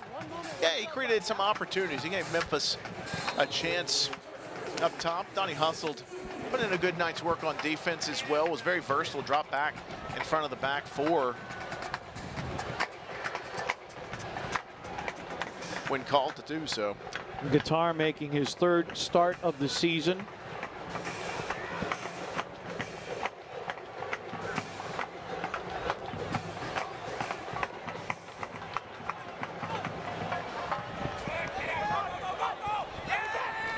Sporting KC2, if they were to take all 3 points, they would leapfrog 901 FC in the divisional table. KC2 with 7 points coming in, Memphis with 8, Oklahoma City with 10. Looks like we've got 2 fouls on this play, one on Salazar and one on Murphy. They're going to bring it back to the first point of contact.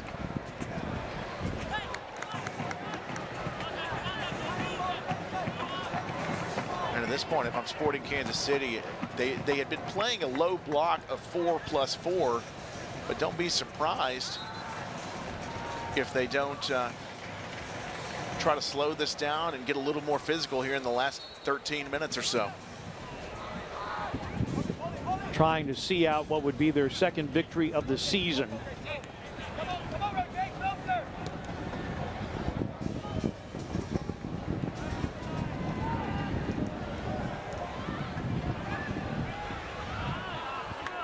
Thompson able to play it there, trying to link with Salazar.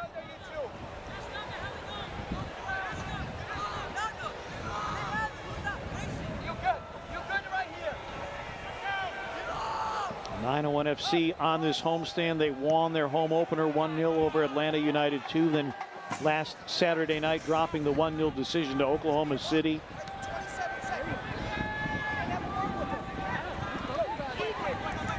They would love to reward this crowd with another 3 points.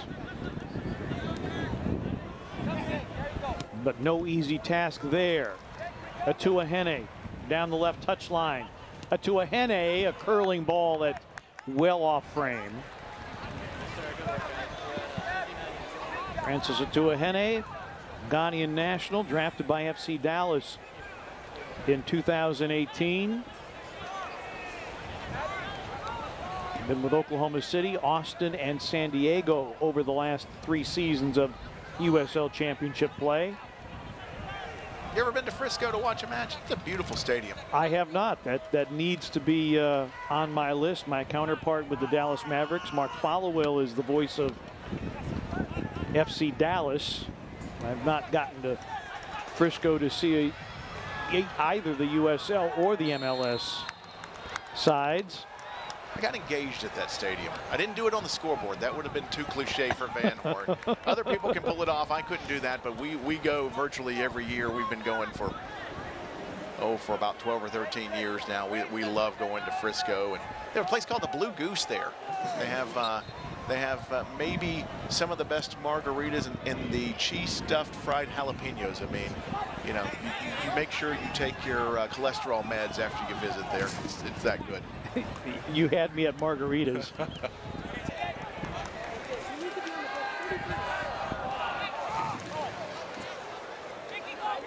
Reynolds on loan from the Chicago Fire, wearing the number 36 shirt.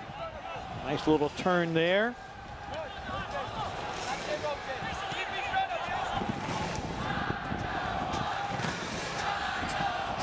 $10 minutes plus stoppage time remaining.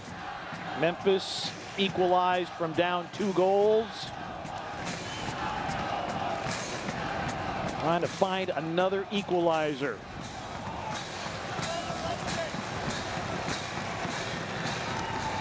Sporting Kansas City now, I would say they're playing a back 4.5 because they've now dropped one of their midfielders back to help on the right wing. They're really trying to put a logjam at the top of the 18 for Memphis. Kiss you do, through ball, and that'll be out. The Celtic crossing corner kick is, we remind you, if you can't watch the match and if you're on the road, you can tune in to Sirius XM FC, North America's only 24/7 source of soccer radio, with Ray Hudson, Tony Miola, Rodney Marsh, and the brand new USL All Access of our good friend Mike Watts and Devin Kerr every Tuesday at 7. That's channel 157 on your Sirius XM radio and the Sirius XM app. Corner is blocked away. Segbers will go back to chase it.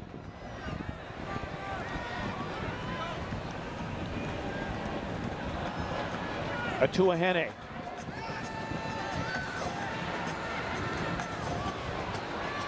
Carroll trying to play it forward.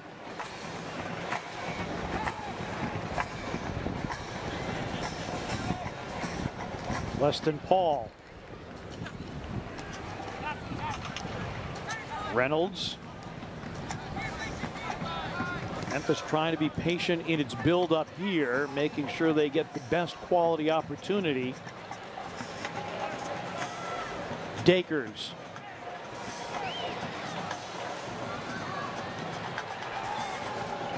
Brad helping with the marking and the takeaway, but Memphis still retaining in the Kansas City end. It's a good team defending by Sporting Kansas City too, able to work around Kadeem Dakers, giving chase, killing some clock. Oh, here's an opportunity. Murphy. That's blocked. Memphis still with possession. Dakers, and is saved by Thompson.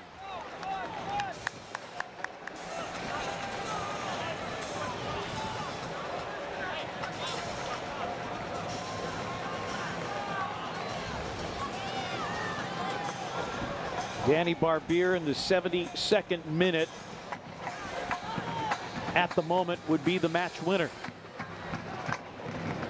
But the home club hoping that that will get equalized.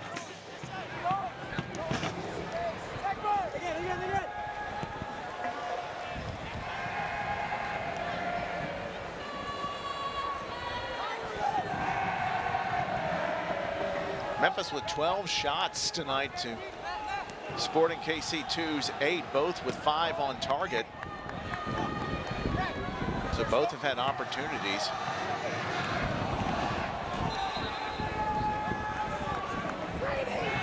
Throw in for Sporting KC2 for 901 FC. They are back in action next Saturday night. They will be in Atlanta to take on Atlanta United 2. 6:30 start time, Central Time. The first of 3 on the road. The 3rd of July at Atlanta, July 10th at Birmingham, and then July 17th at Indy 11. Those are the next 3 on the docket for 901 FC. Hydration break and a final 5 or so minute push here. And we may have a decent amount of stoppage time. We've obviously got this hydration break here, but we've had plenty of yellow cards in the second half, plenty of stoppages to deal with on that, and of course a handful of substitutions too. Could see upwards 4 or 5 minutes here on top of what we've got left here. So still plenty of time for Memphis 901 FC, and they've been getting shots. And you got to say, I know it's 3-2, but in those critical moments, Brooks Thompson has been good when he's had to be. Trying for his first victory in the sticks.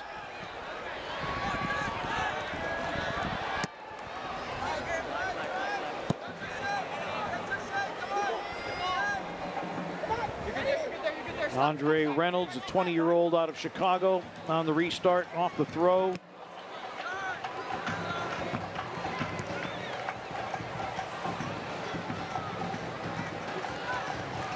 And that a missed touch, so another throw in for Memphis.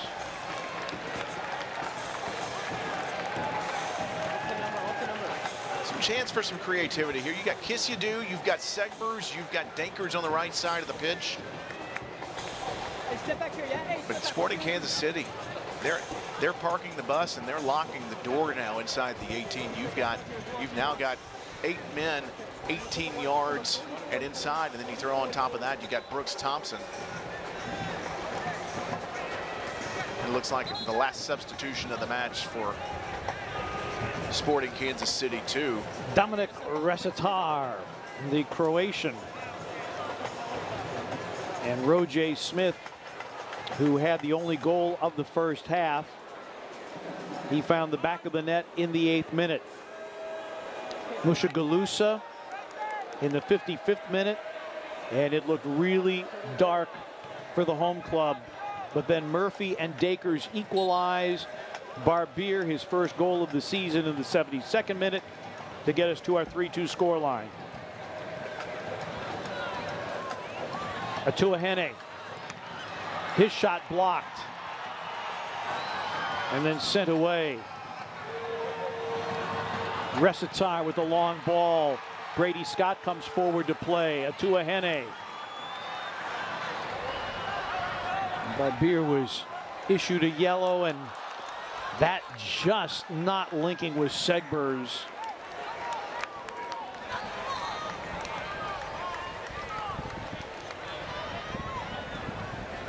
That smart defending there, hands behind the chest.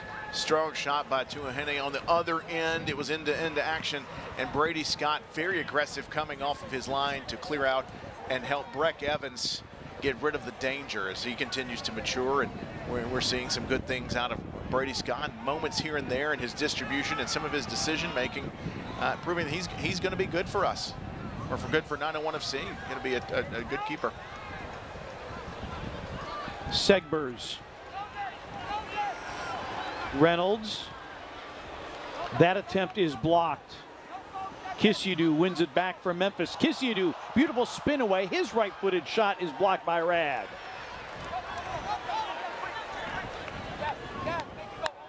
Worked some magic to get past one, but he had 3 others to deal with.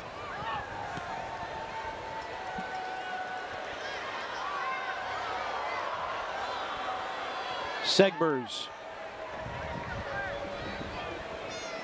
Sent in. Atuahene nods it down, but diving onto it is Brooks Thompson.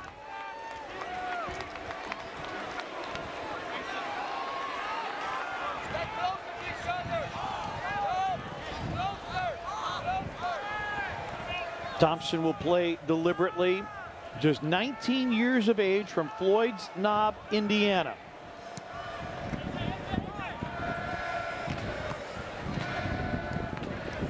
This Kansas City club loaded with academy players. And a foul given there to Reynolds as Grayson Barber was trying to advance.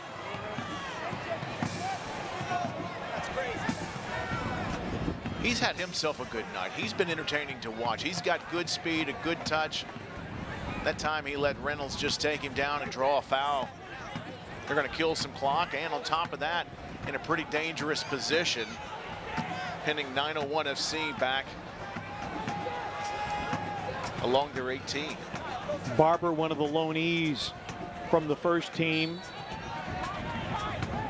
making his 6th appearance with the USL club.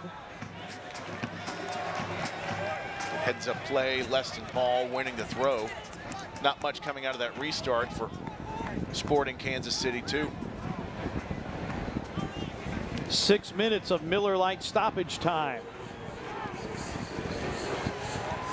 So a fair amount.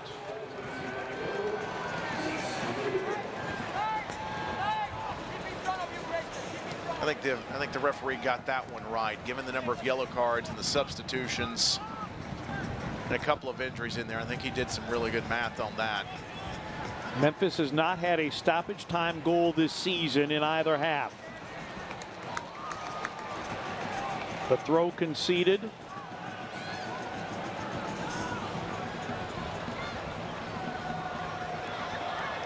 Beautiful step through, cross. That one bounced in and parried away off the boot of Leston Paul.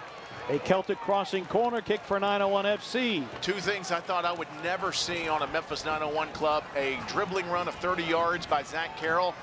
And this was a terrific run. He split the defenders and then pulled it back off the line. And another thing is, you never see Leston Paul take a shot, and he had a nice shot on goal. Brooks Thompson covering his near post well, got his body in front, deflection for 901 FC. And nothing off the restart directly. Another block by Sporting KC2. Reynolds, an aggressive win of the ball. Atuahene. And that's floated in. Kept out by Brooks Thompson. It's good goal awareness by Brooks Thompson because he was going backwards. He saw his line. He dropped straight to the ground, had his arms outreached. Smart goalkeeping play by the 19-year-old. I tell you, that ball he almost got chipped there, but that's a smart play. He took a couple steps back, jumped straight up, knew exactly where he was. It's a veteran move.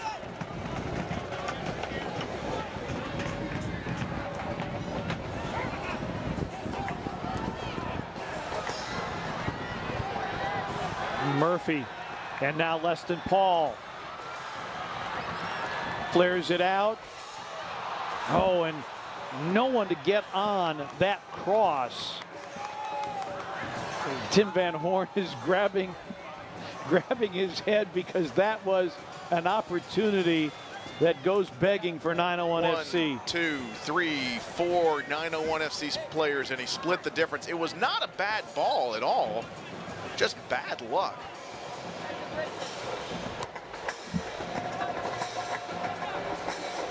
Halfway through stoppage time.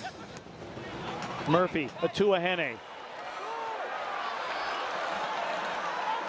Leston Paul, he has been brilliant in the midfield, particularly here in the second half. Carroll pushing forward. Lost by Segbers momentarily, got it back. Chips it in, bicycle kick and a save. Oh, Salazar had an opportunity, but Brooks Thompson, he has been very good between the sticks. His distribution, suspect, but he has been very good in goal. What a chip in by Segbers. And the bicycle kick, what has Salazar got to do to buy a goal in this league? He's been here, there, and everywhere, been spectacular. But Brooks Thompson tonight, several critical saves for Sporting Kansas City too.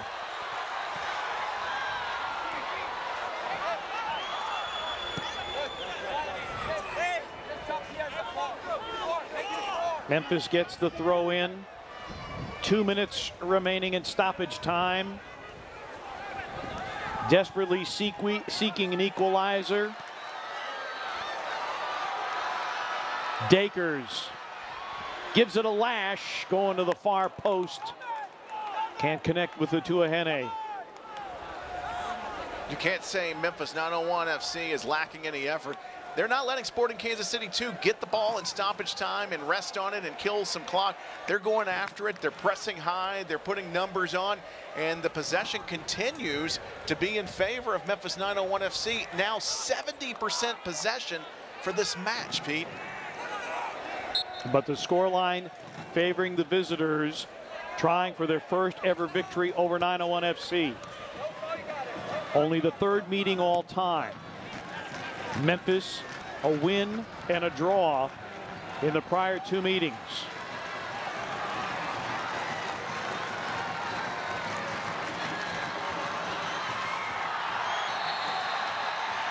And the foul going to be given here, and a free kick and a yellow card in a very, very dangerous area. 901 FC will have an opportunity from the set piece to equalize. Segbers was looking for one of two things. He was either looking to draw the foul on Jenkic, or he was looking to take a shot, and he was happy to take either. So now we'll see Kissiadou and now Brady Scott at the Last Chance Cafe. He's at the top of the 18. And Memphis 901 FC throwing everything but Leston Paul and the kitchen sink at this one. Leston Paul playing back in case of a rebound. This could be the final chance as we're now into the 97th minute. And Kissiadou, 22 yards out to the left of Thompson's goal. He's got options here.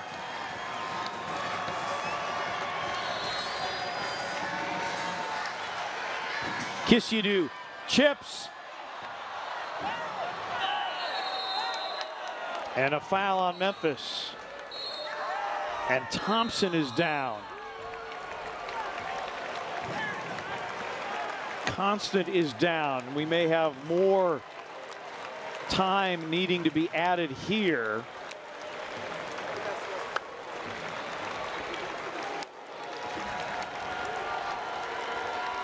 I think there was just a clash of bodies there. That's just first class with Memphis 901 FC. You saw Segbers and Kyle Murphy, the first over to help Thompson up. And they do call full time. And a 3-2 victory for Sporting KC2, its second victory of the season. And 901 FC falls 3-2. This, the best opportunity for an equalizer. It goes wanting. Salazar not able to sneak it by Brooks Thompson. We're back in a moment.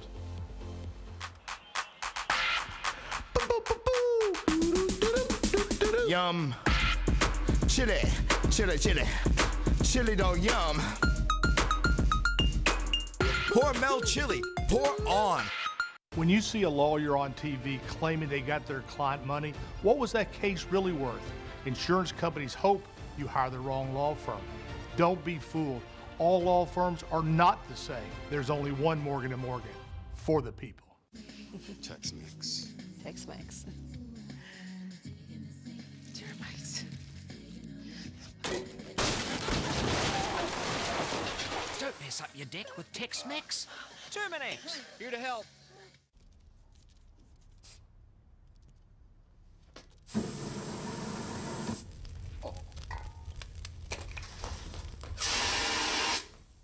Don't burn down the duplex. Terminex.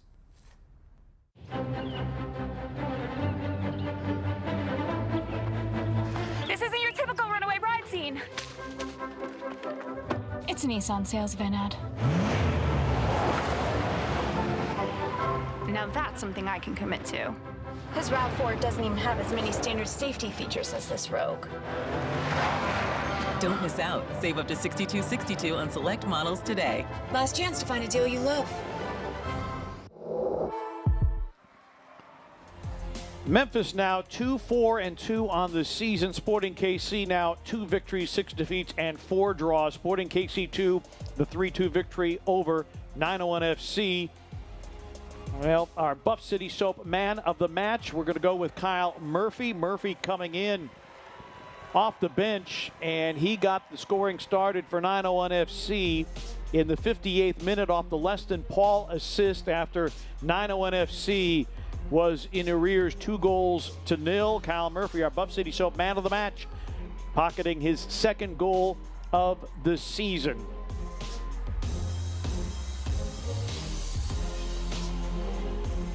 Kadeem Dakers had the second goal for 901 FC, and you look at Murphy with a beautiful layoff here. So Murphy the goal and the assist to Dakers. Murphy figuring in both Memphis goals tonight. But Sporting KC2 takes the match 3-2, and disappointment for the home club as they are able to manage only 3 points out of the 3-match homestand. Final stats. Boy, look at the possession numbers. 901 FC, they were fantastic connecting passes with possession, creating opportunities, but just not enough in the back of the net. Yeah, efficiency was the word tonight for Sporting Kansas City 2. Only 8 shots compared to Memphis' 17, but they took advantage, not nearly as many passes. Memphis was really good at pinging the ball around, maintaining possession. That was a goal of Ben Pierman. You can check that off as a positive. However, Sporting Kansas City, when having the opportunity to strike, they had the luck with them tonight at AutoZone Park. Sporting KC takes the victory tonight, their second victory of the season. Brooks Thompson was special in goal tonight. He earns his first victory for Sporting KC2. Meanwhile, Brady Scott takes his second loss in goal. For Tim Van Horn and the rest of our crew, I'm Pete Pranica. Thanks so much for watching. Memphis 901 FC back in action next Saturday night. They'll be on the road when they take on Atlanta United to a 6:30 kick right here. Sporting KC2 over Memphis 901 FC, 3-2. Thank you so much for watching USL Championship Soccer. This copyrighted telecast of the United Soccer League Championship cannot be retransmitted, rebroadcast, or reproduced without the expressed written consent of the United Soccer League Championship.